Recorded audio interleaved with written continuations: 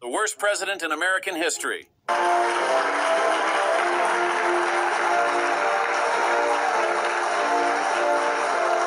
People to like you.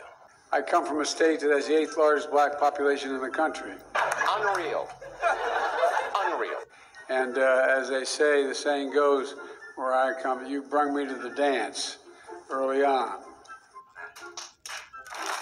He went to the black church, grew up in the Puerto Rican community, worked in the coal mines of Pennsylvania, was a truck driver, a school bus driver, a full professor at Penn State, marched in the civil rights, was arrested with Nelson Mandela, and took on Corn Pop.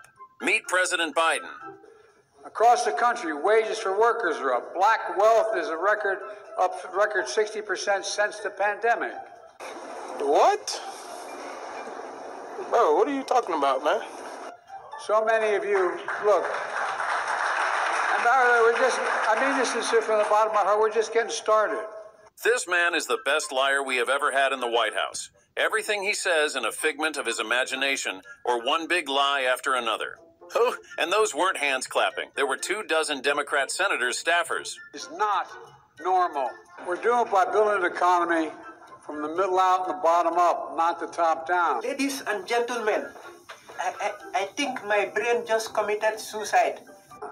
Not a whole lot trickled down on my dad's kitchen table in the top-down economy. But when you increase the middle class, the poor have a shot and the wealthy still do very well. The middle class does well and we all do well. That's what we call Bidenomics. No, Joe, I will tell you what is Bidenomics from the perspective of a regular citizen. It's when you barely can afford food for your family table. It's when the gas prices are so high that you have to cancel meetings with friends because even getting to the city center becomes so expensive. Oh, and I haven't even mentioned that having kids becomes a luxury because buying them clothes and school staff is almost unbearable. I don't even want to mention traveling. Nobody has been harder on the middle class than Biden.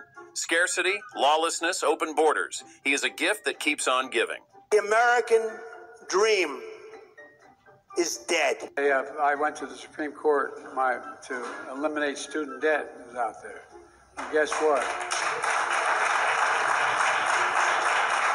The Supreme Court ruled against it, but I still got 136 million people's debt relieved. He's proud of ignoring the Supreme Court and doing something unconstitutional. Imagine using other people's money who didn't go to college to pay for more votes. This madness has got to end at some point.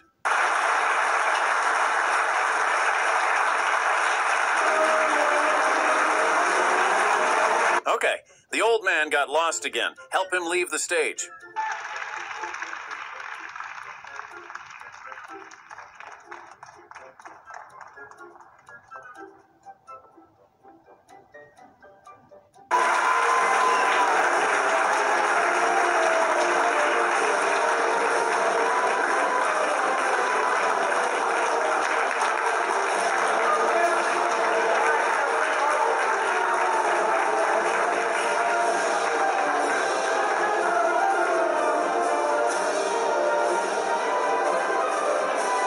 It's all a joke, so when they go trial for his despicable family, he will claim mentally incompetent, and everyone goes home rich, except the American people.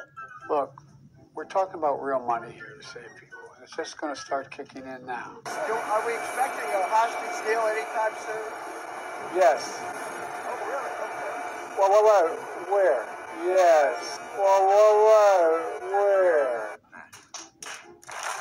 That's basically a short summary of how this man is leading the country. Oh, no, I was talking about... You're talking about we're pushing it. There's no expectation at this point, but we are pushing it. Okay. Just like with your presidency, Joe, no expectations, we're just pushing it. But as for me, the hope died at the very moment this man stepped into his role. Mr. President, your reaction to the Colorado ruling on Trump at the ballot? I'm not going to comment on it. Court case. I'm not allowed to answer questions. Joe Biden. Well, I got to be careful here.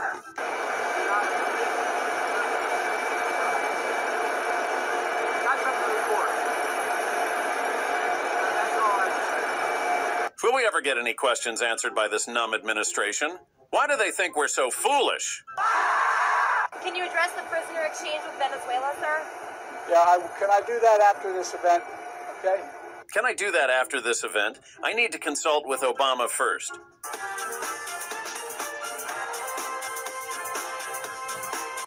All right? But it looks good. It looks like Maduro so far is keeping his commitment on a free election. It ain't done yet. Got a long way to go. But it's good so far. Someday he will get this precious approval from above to talk to the press, but not in this life. I think we need to move Lonzo. That ain't no problem. Huh? That ain't no problem. Will Hunter Biden go to jail? Today we're diving into a story that's been making waves in the political sphere. We're discussing the connections between a top White House aide, Michael Hochman, and the Biden family, including Hunter Biden. Let's unpack this. Michael Hochman, a White House aide with a history of serving in various roles within the Biden administration, has a past deeply intertwined with the Biden family. Hochman spent nearly 2 decades at a Delaware law firm, Monzak, Mirsky, McLaughlin, and Browder, which has significant ties to Hunter Biden and other Biden family members. This isn't just a professional relationship, it's a political alliance. In the Biden White House, Hochman climbed the ranks, starting as Deputy Staff Secretary and now in a pivotal role in the National Cyber Director's Office. But let's not be fooled. His rapid ascent raises questions about favoritism and insider politics. A Fox News digital investigation has unearthed emails between Hochman and Hunter Biden, revealing a concerning partnership. The law firm, where Hochman was a top lawyer, registered several entities directly linked to Hunter's questionable business ventures. The Biden family, including Hunter, received over $1 million through dubious channels linked to Chinese business ventures and a Romanian tycoon. This isn't just about money. It's about national security and the integrity of the presidency. Joe and Jill Biden themselves used Hochman's firm for their financial dealings. This firm wasn't just a legal advisor, it was a vehicle for the Bidens' financial maneuvers, including campaign committees and personal businesses. Republicans, led by the fearless Representative Elise Stefanik, are calling this out as potentially the greatest political scandal in our history. They're not just questioning, they're moving towards an impeachment inquiry against President Biden for alleged corruption. Hunter's business activities, including his involvement with Burisma and the Beau Biden Foundation, were intertwined with Hochman's legal advice. This isn't just poor judgment, it's a pattern of using political connections for personal gain. President Biden's inconsistent and evasive responses to his son's business activities have not gone unnoticed. Polls show a growing distrust among Americans, including Democrats, about the Biden family's business ethics. Look, we're talking about real money here to save people. It's just going to start kicking in now.